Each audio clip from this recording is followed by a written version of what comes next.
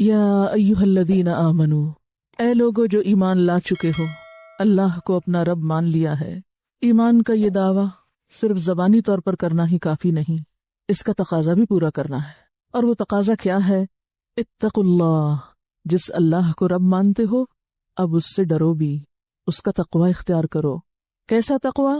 حق تقاتہ، جیسے اس سے ڈرنے کا حق ہے، جیسا تقوی ہونا چاہیے۔ تقوی صرف بولنے کے لیے ایک لفظ نہیں، اس لفظ کے کچھ معنی اور تقاضے بھی ہیں۔ تقوی کے تقاضے پورے کرو۔ وَلَا تَمُوتُنَّ، اور تمہیں موت ہرگز نہ آئے، کبھی نہ مرنا اس حال میں، إِلَّا وَأَنْتُمْ مُسْلِمُونَ، مگر یہ کہ تم مسلمان ہو، فرما بردار ہو، اس کے آگے جھکے ہوئے ہو۔ ایمان کے بعد تقوی ضروری ہے۔ تقوی کیا ہے؟ تقوی نام ہے پرہیزگاری کا، کہ انسان دنیا میں احتیاط اور پرہیز کے ساتھ زندگی گزارے، اللہ سے ڈرتے ہوئے زندگی بسر کرے، اور اللہ سے ڈرتے ہوئے ہر اس کام سے، ہر اس بات سے، ہر اس چیز سے محتاط رہے، بچ کر رہے جو اللہ کو پسند نہ ہو، خواہ قول ہو یا فعل ہو یا سوچ ہو، حتیٰ کہ ذاتی عمل ہو یا لوگوں کے ساتھ معاملہ ہو، ہر معاملے میں اللہ کی طرف دھیان رہے کہ وہ دیکھ رہا ہے۔ صرف ظاہری طور پر ڈوز اور ڈونٹس کا ہی فکر نہ کرے، بلکہ ان کی روح کو بھی پہنچے، کسی حد تک پہنچنے سے پہلے ہی رک جائے کہ کہیں غلطی سے بھی حد کو نہ چھو لے۔ تو یا ایھا الذین آمنوا اتقوا اللہ حق تقاتہ، اے ایمان والو اللہ سے ڈرو، اللہ سے ڈر کر وہ کام چھوڑ دو، وہ رویے چھوڑ دو، وہ باتیں چھوڑ دو جو اللہ کو پسند نہیں۔ ہم سب جانتے ہیں کہ یہ دنیا امتحان کی دنیا ہے، ہر لمحے ہمیں آزمایا جا رہا ہے، اور سب سے بڑی آزمائش کیا ہے کہ ہم اپنے وقت کو استعمال کیسے کر رہے ہیں۔ صرف بات جائز اور ناجائز، حلال اور حرام ہی کی نہیں، اپنی ساری زندگی کے اوقات اور لمحات کے بہتر استعمال کی ہے یا بھرپور استعمال کی ہے، کہ ہم ان اوقات کو کتنا اور کیسے استعمال کر رہے ہیں۔ یعنی گناہ صرف یہ نہیں کہ آپ یہ سمجھیں کہ میں اس وقت جھوٹ نہیں بول رہی یا میں اس وقت غلط کام نہیں کر رہی تو میں ٹھیک ہوں۔ نہیں، اگر آپ جھوٹ نہیں بول رہے، غلط کام نہیں کوئی بھی کر رہے، اور آپ اس جرم کا ارتکاب کر رہے ہیں کہ کچھ بھی نہیں کر رہے، محض سستی سے کام لے رہے ہیں، محض لیٹے ہوئے ہیں، ایک غفلت کی زندگی بسر کر رہے ہیں، تو یہ بھی ایک قصور ہے، یہ بھی تقوی کے خلاف ہے۔ تو تقوی دراصل شعور کی اعلیٰ ترین کیفیت کا نام ہے، کہ جس میں انسان اتنا حساس ہو جائے، اپنی ذات کے معاملے میں نہیں، اللہ کے معاملے میں، لوگوں کے معاملے میں اتنا حساس ہو جائے، اتنا سینسیٹیو ہو جائے کہ کہیں بھی وہ اللہ کی نافرمانی کا کام نہ کرے یا بندوں کو ستانے والا کام نہ کرے۔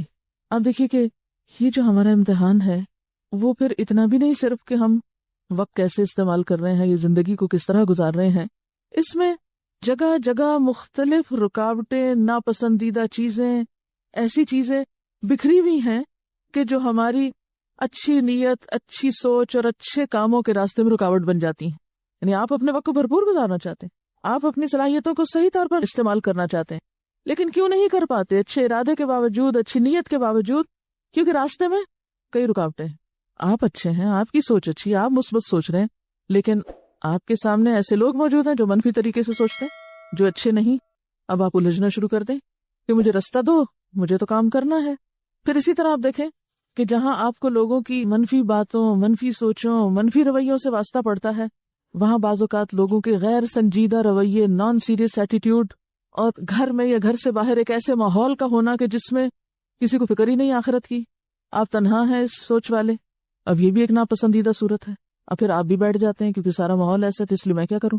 کہیں پر آپ ایسی سچویشن میں گرفتار ہو جاتے کہ دنیا کی کوئی چیز آپ کو اپنی طرف کھینچنے لگتی، آپ نکلے تھے ایک بڑے ہی اچھے جذبے سے، راستے میں کوئی ایسی چیز نظر آ گئی جس نے آپ کو اپنی طرف متوجہ کر لیا، وہ سارا مقصد اور ساری باتیں بھول گئے۔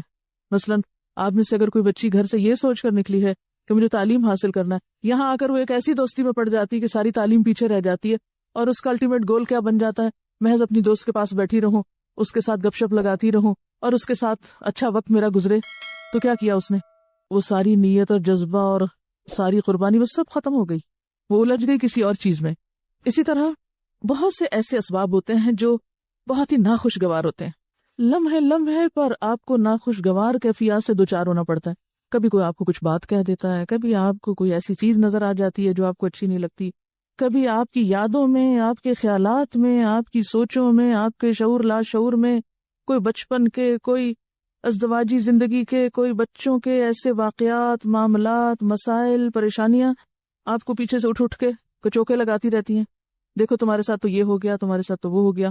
کتنی چیزیں ہیں جو ہمیں مسلسل ناخوشگوار رکھتی ہیں. یہ سب کیا ہے؟ یہ دنیا کا جنگل ہے، یہ بکھرے ہوئے کانٹے ہیں، جھاڑیاں ہیں.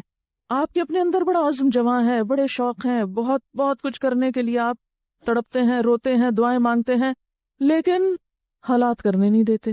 کبھی بچے پاؤں پکڑ رہے ہیں، کبھی شوہر روک رہا ہے، کبھی ماں باپ محبت میں آڑے آ رہے ہیں، کبھی کوئی اور ہم پہ ترس کھا رہا ہے، کبھی کوئی بیماری آ جاتی ہے.